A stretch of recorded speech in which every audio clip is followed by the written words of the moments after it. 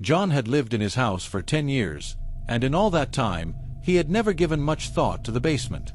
It was just a place to store old boxes, holiday decorations, and some tools. But one rainy Saturday, he decided to clean it out. He wanted to make some space for a workshop, a project he'd been dreaming of for years. As he started moving boxes and dusting off shelves, he noticed a loose floorboard in the corner. Curious, he pried it up and discovered a small, dark space beneath. He shone his flashlight into the hole and saw something that made his heart race: a wooden coffin. It looked old, with intricate carvings on the lid and rusty nails holding it shut. John was both terrified and intrigued. He knew he had to open it, but he also knew he couldn't do it alone. He called his best friend, Mike, and asked him to come over. Mike arrived within the hour, and together they carefully lifted the coffin out of the floor. It was surprisingly light. They set it on the ground and stared at it for a few moments, neither of them sure what to do next.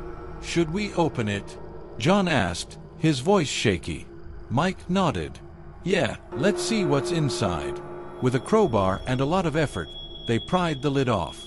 Inside, they found a skeleton dressed in old-fashioned clothes. But that wasn't the most shocking part. Clutched in the skeleton's hand was a small, leather-bound diary. John picked up the diary and opened it. The first page had a name written in neat, cursive handwriting: Elizabeth Turner, 1887. He turned the page and began to read. The diary told the story of Elizabeth Turner, a young woman who lived in the house over 100 years ago. She wrote about her life, her family, and her hopes for the future. But as John read on, the entries became darker and more disturbing. Elizabeth wrote about strange noises in the house at night, whispers that seemed to come from the walls, and shadows that moved on their own. She described feeling like she was being watched, even when she was alone. Her family didn't believe her, and they thought she was losing her mind. One night, Elizabeth wrote that she had found a hidden door in the basement, the same door John had discovered. She described opening it and finding a small room with a coffin inside. She wrote about how she felt compelled to open the coffin, and when she did, she found another diary inside, written by someone named William. William's diary told a similar story: strange noises, whispers, shadows. He had lived in the house 50 years before Elizabeth, and he too had found the hidden room and the coffin. Inside his coffin, he found another diary, written by a woman named Margaret. The diaries seemed to form a chain, each person finding the coffin and adding their own diary before sealing themselves inside. It was as if they were trying to leave a warning for the next person who found it. John and Mike read through the entire diary, growing more and more uneasy. They couldn't understand why these people had felt the need to seal themselves in a coffin and leave a diary behind. But one thing was clear: whatever had haunted Elizabeth, William, and Margaret was still in the house. The discovery of the diary left John and Mike with more questions than answers. Who were these people really? What had driven them to such desperate measures? And most importantly, what was the malevolent force that seemed to haunt the house through the generations?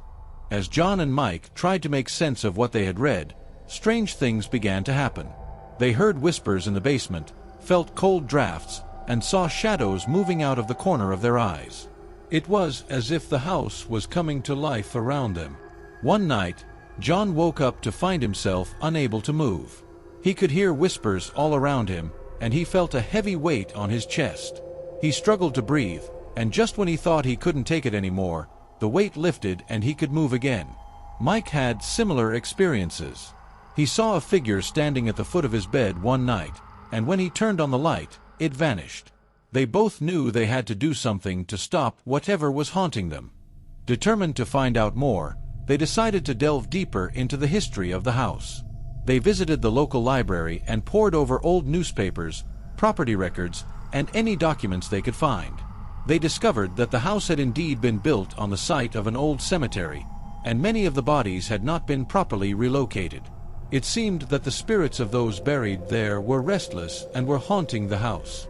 One article in particular caught their attention. It was a report from the late 1800s about a series of mysterious deaths in the house. Each death was marked by eerie similarities, strange noises, whispers, shadows. The victims all appeared to have gone mad before their deaths, claiming that something in the house was after them. The article hinted at a curse but offered no explanation. John and Mike knew they had to find a way to put the spirits to rest. They contacted a local historian and a paranormal investigator, who helped them understand what they needed to do. They had to find all the hidden coffins in the house, open them, and give the remains a proper burial. It took them weeks, but they eventually found 3 more coffins hidden in the walls and floors of the house.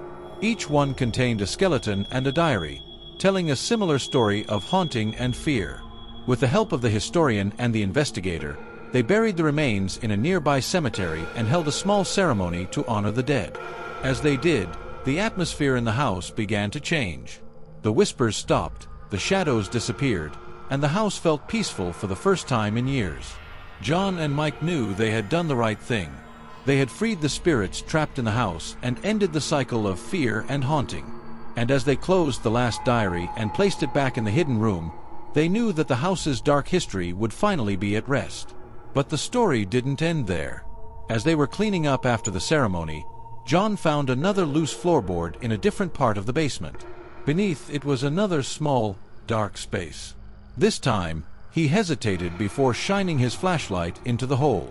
What he saw made his blood run cold. Another coffin, identical to the first, lay hidden beneath the floorboards. John and Mike exchanged a look of disbelief. How many more coffins were there? How many more diaries had been left behind, telling tales of fear and haunting? Write the word "continue" in the comment section if you want a part 2, and please like, share, and subscribe to our channel.